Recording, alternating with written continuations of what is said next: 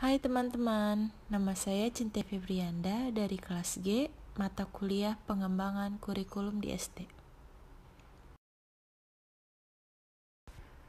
Berjudul komponen-komponen pengembangan kurikulum. Beberapa komponen tersebut ada tujuan, isi, metode atau strategi, dan evaluasi. Pertama, komponen tujuan. Tujuan pendidikan nasional. Tujuan yang bersifat paling umum dan merupakan sasaran yang harus dijadikan pedoman oleh setiap usaha pendidikan.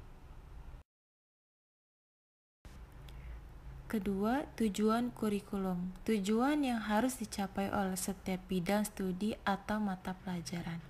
Bagian dari tujuan kurikuler dapat didefinisikan sebagai kemampuan yang harus dimiliki oleh anak didik setelah mereka mempelajari bahasa tertentu dalam studi tertentu dalam satu kali pertemuan.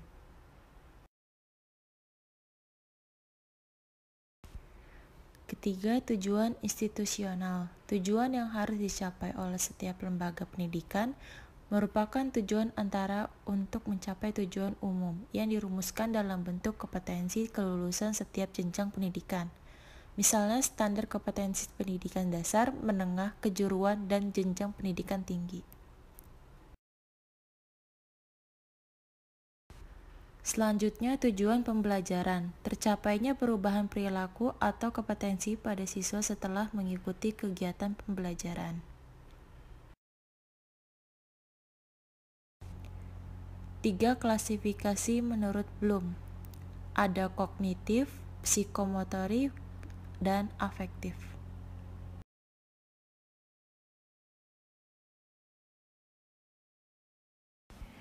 Selanjutnya, tiga klasifikasi menurut Bloom. Kognitif, yaitu tujuan pendidikan yang berhubungan dengan kemampuan intelektual atau kemampuan berpikir seperti kemampuan mengingat dan memecahkan masalah. Yang kedua, psikomotor, yaitu tujuan yang berhubungan dengan kemampuan keterampilan dan skill seseorang. Yang ketiga, yaitu tujuan yang berhubungan dengan sikap, nilai-nilai, dan apresiasi.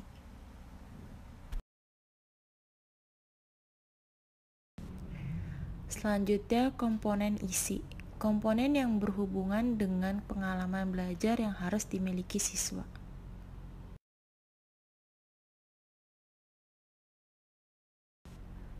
Lalu komponen evaluasi. Tujuan evaluasi dapat ditinjau dari 3 dimensi. Yang pertama, formatif dan sumatif. Yang kedua, proses dan produk. 3, operasi keseluruhan proses kurikulum. Dan keempat, evaluasi sebagai alat untuk melihat keberhasilan mencapai tujuan dikelompokkan ke dalam 2 jenis, yaitu tes dan non-tes.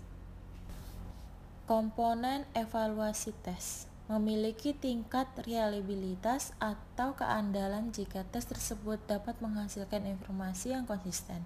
Beberapa teknik untuk menentukan tingkat reliabilitas tes yaitu: yang pertama dengan tes retest, yang kedua dengan it dan event method, yang ketiga dengan memecah hasil testing menjadi 2 bagian, yaitu kemudian keduanya dikorelasikan. Jenis-jenis tes. Yang pertama, tes hasil belajar dapat dibedakan menjadi tes kelompok dan tes individual. Yang kedua, dari segi penyusunan. Tes dibedakan menjadi tes buatan guru dan tes standar. Yang ketiga, dari pelaksanaannya. Tes dibedakan menjadi tes tertulis, tes lisan, dan tes perbuatan. Sedangkan non-tes, yang pertama observasi, yang kedua wawancara, yang ketiga studi kasus, dan yang keempat skala penilaian.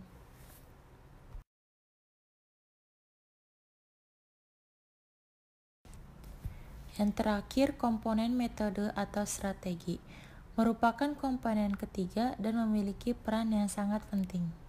Merupakan rencana tindakan termasuk penggunaan metode dan pemanfaatan berbagai sumber daya atau kekuatan dalam pembelajaran yang disusun untuk mencapai tujuan tertentu.